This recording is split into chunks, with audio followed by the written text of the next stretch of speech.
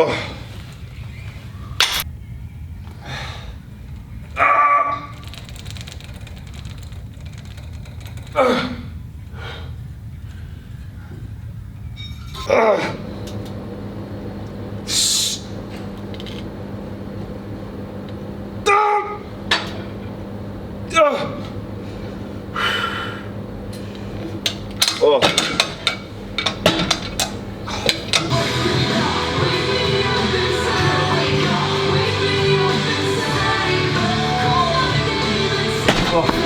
That's a wrap on the workout. I feel like I have so much energy, which is good because you get up. It's counterintuitive. You work out, you have more energy. What?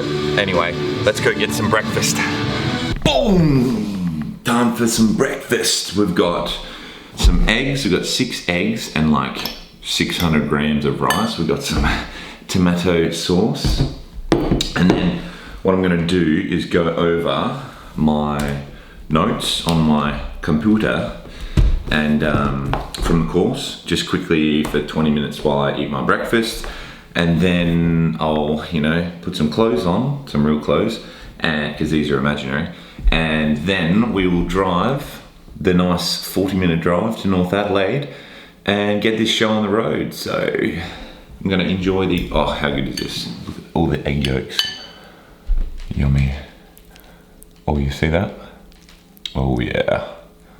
You like that? Creamy egg yolk.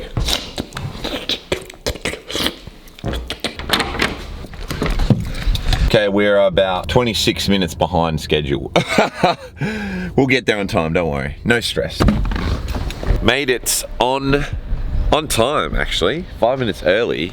Now, a little trick I've been using, if you think you're late in the car and you're like, oh my God, there's gonna be so much traffic. If you think there's gonna be a lot of, like you hope there's not a lot of traffic, there's gonna be a lot of traffic. So just look at the benefits of possibly being late, and the benefits of being in the car for longer, and the benefits of not showing up on time, and because there is benefits. And if you like balance yourself out, then on the drive, it'll be easier, and there won't be like, there was no traffic here today, which is so weird, like, it's in your mind, and I really need to pee. Now, last time I said, and it was actually right at this spot, I said that it was gonna be a big day.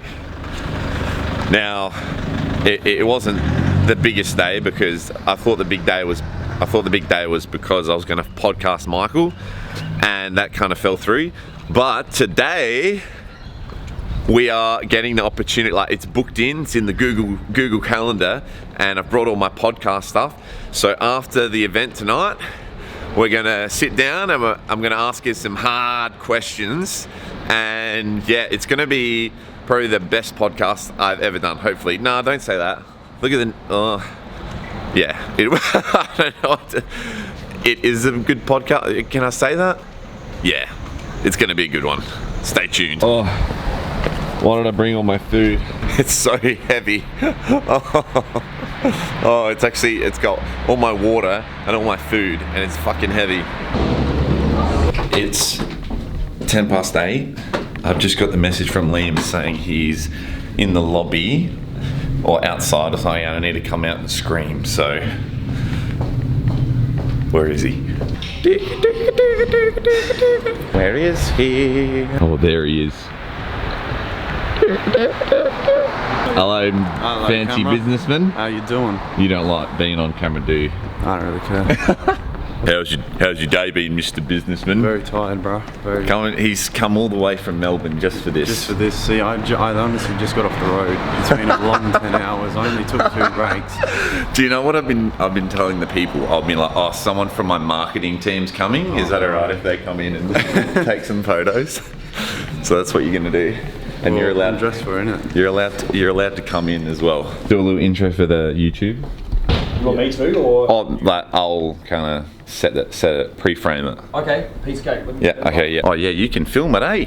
Yeah, I can. Look at this. I gotta have an arm. Got my own D-Rock. We just finished day 2. Whenever I try and think back to the end of these days, I can't remember because my brain has just imploded with all this shit. So, but linking values, I think we did. Some other stuff. It all comes back to me when I look over my notes and I'm like, oh, that's what I learned. And I think today for me, it was more linking my values as to why, like, those little tasks at work that you don't really want to do, but you know you're meant to do them. They're simple to do, but they're also simple not to do, which is something he just said as well. We went a bit into the sciencey part of it as well, and I get a bit distracted. I don't really care about science, which is good because Michael loves the science and he balances me out. But don't worry, in the podcast, we won't be doing too much sciencey, hopefully not. Unless you want to get into quantum physics, Michael. Quantum physics podcast? No? Yeah. Oh. All right, just finished day 2 with this awesome man. Not so awesome man, I'm not pedestaling him, he's a normal human being, but really cool. Learning everything today. I was just saying to the camera that at the end of the days, I'm like, oh, I learned so much. And I'm like, what did I learn? Shit. And I just like can't. But then when I go over my notes again, it all comes back to me and I'm like, oh, that's what I learned. But I think for me, the biggest thing, and you said it right at the end, it's simple to do, but it's simple not to do. Same as everything in life, right? Right? And I was like, oh. The simple things normally get the biggest results, but they're also the easiest things not to do. There you go, quote card that one. All right, let's get straight into it. I'll do a little intro before the podcast gets rolling. Okay. But what do you want the outcome of the podcast to sort of be? It's up to you, man. I'm happy to talk about anything, go anywhere, do anything, just you do whatever. Okay. Yeah. All right. Is that one recording? No, hang on. I can make a lot of money doing, like, Yeah. when it's that realization when, like, I was just going to the gym training and I never thought to be a PT, and then I was like, wait, people literally pay me to count their reps and like give them weights and stuff. It's like, what? People pay me for this? Like, Well, people pay for everything. yeah. So, I mean, look, society overvalues. They overvalue money or they undervalue money. And if someone who overvalues money, they'll normally undervalue it as well at the same time. So people go, money's not important. Well, that's great because now they've created a perception that money's important. Yet they drive around for an hour trying to find the cheapest service station, put fuel in their car. So they just overvalued money. Yeah. So if you're balanced about money, you go, money's important, but money doesn't rule my life. I control money because if I don't control money, money controls me. So I could not tell you the fuel price because I just go on. If I need fuel, I just drive into the serve. I put fuel in the car and I fill it up and I fucking drive out again. Yeah. If I need food, I go to the shops, I buy food, I put it on the card, and then I go back home. Because I use money for the tool that it is, and it's the exchange, it's a fair and equitable exchange of what we perceive as valuable, which comes down to our values. So if someone doesn't perceive health is important, they're not going to pay for a PT. But someone gets paid for that. Someone looks at a painting on the wall and they go, that painting's not worth shit, it looks disgusting. And someone else comes along and goes, wow, that's an amazing piece of art. And there are artists out there who earn $1 million for a fucking piece of art that looks like someone just grabbed a stick and just went like that and threw some shit on it. And other people go, wow, that's amazing. That's an incredible piece of abstract art. Now, that person obviously had a value and a love for that art, which is why they created it, but someone else valued it as well, and hence why they paid for it. Some people don't value knowledge. They couldn't give a shit about even learning. And so they don't come to my events, but some people do, which is why they pay me. So no matter what it is, I mean, who would have thought that something that looks like a fucking tennis ball or, I don't know, could be worth money? But the thing is that everything's worth money and we're always exchanging money. So there's money everywhere. Money, the world is surrounded by money because it's a fair and equitable exchange of value. And if I had to say to you, like if you came into my store and said, I want to buy this, and I go, well, what are you going to give me? What, like, we've got to create, because it took me hours to make this. It took me a week. And so I need to feed my family. And you go, well, I don't know. I got some shoes. And I go, well, I don't want your fucking shoes. They look weird and they don't fit me. They're too big. And you go, oh, well, I don't know. I got a shirt. And I go, that shirt's not going to fit me. I don't wear that shirt. Yeah. How hard is it trying to exchange, our services? So what we do is we go, here's a medium, and the medium's money. If you go and do your PT, you make money, and then you want to come and learn from me, and I go, cool. Well, I need some money as well because I got to pay for flights and accommodation and travel and all that stuff. So if you give me money, I'll give you some of my knowledge. And then I use that money again and I do it in my values. Now, if people just perceive that money was a fair exchange of value, eventually if the world was, when I say perfect, it is perfect because it's the way that it is to help people to grow. But if the world was the perfect ideal way with money, People would just work and live their values, and then we would exchange money based on those value systems, and then that's it. It's really that simple. And money is just a piece of paper as an idea. That's it. It's an idea. It's an abstract idea about what things are valuable. My mum, if I said that I went down every day and I bought 2 to 3 coffees every day and they were $5, my mum would go, "Are you fucking stupid? Why would anyone pay $5 for a coffee when I can make a Nescafe Gold at home?" And I go, "I would not drink that shit." I could not perceive why someone would pay $8 for a container of instant coffee, because to me that's like drinking disgustingness in a cup. But for her, she doesn't have a high value on that stuff, whereas I do. Yeah. So I pay that money because I value it. She doesn't value it, which is why she doesn't pay for it. So it's just an abstract idea of what we value. Some people think that $1 million is a lot of money, and some people think that $1 million is nothing. I mean, if you're Warren Buffett and worth like whatever he's worth now, 100, 200, 300 billion dollars, imagine what $1 million is worth. Okay, but at the same time, that's not true, because he perceives that money's important. So he will perceive that $1 million is still $1 million. But to him, if he lost $1 million, it would hardly rattle him. He'd just go, "Oh, well, my share portfolio is down by $1 million today." That's just part of the volatilities of the market. I mean, he could wipe $1 billion off and still not even break a sweat probably. Now, if I lost $1 billion, I would be fucked. Like, So it's all relative, right? It's relative to what we're used to. Okay, someone puts on, like, you might put on 2% body fat and you go, "Shit, I need to do something about it," and I change, because your perception of that body fat is different.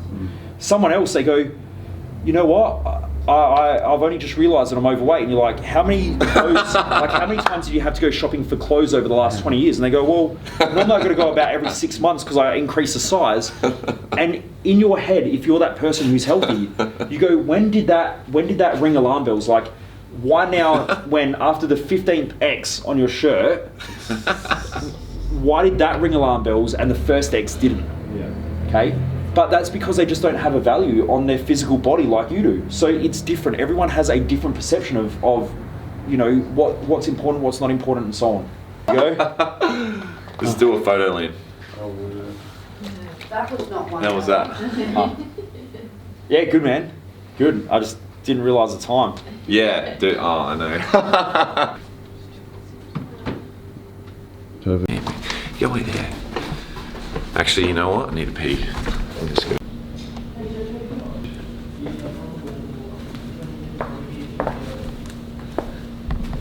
Just finished the podcast, an hour and 45 minutes. Wow, that was fucking amazing. That was actually the best podcast I've ever done, like, without a doubt. And I was hesitant saying that before, like at the start of the day, because where are we walking? I will just stay here. I was hesitant to say at the start of the day, like, this is going to be the best podcast ever, but all I could think of while he was talking, and I don't know if you thought this as well, Liam, but like, I just thought, oh my god, this is an Instagram clip on people who are lazy. This is an Instagram clip of people who want more, and like, it was literally just like golden nuggets for an hour and 45 minutes. And there was times, and it kind of fucks me off, how I'd be like, oh, what clues did you pick up from successful people? And he'd be like, well, success is a perception, and the perception comes from, and you're like, oh my god, just give me like an answer. But we got some answers: knowledge, wealth, and I think the main one was asking questions. Not asking questions. What was the last one? No, yeah, it was asked to ask questions, but no, you don't have all the answers. I don't know, my brain is Special. fried. It's to do with searching for people in specialized areas. So sometimes you're in positions where you can't directly find solutions to problems, and that's where other people that you surround yourself with pick up on those problems for you, instead of wasting, quote unquote, a year of your life trying to figure out a problem, where you can go, okay bro, this is what I pick up on. Exactly. So you basically, successful people don't just sit around for a year. They go ask people, and they are solution driven. So curiosity is a big one, I think. And curious, yeah. I wanted to ask him so many questions. Yeah. But I'm kind of glad that you asked the questions at the start. Maybe I'll walk backwards, and then you just tell me if I'm gonna walk into shit. But yeah, thanks for watching the video, and I would have put some clips like you would have seen before. Put some clips in there about the podcast. So definitely go and check the podcast out. And just remember, wait for these cars to go past. Life isn't that serious. Just go out and get it. Woo! There you go. How's that out?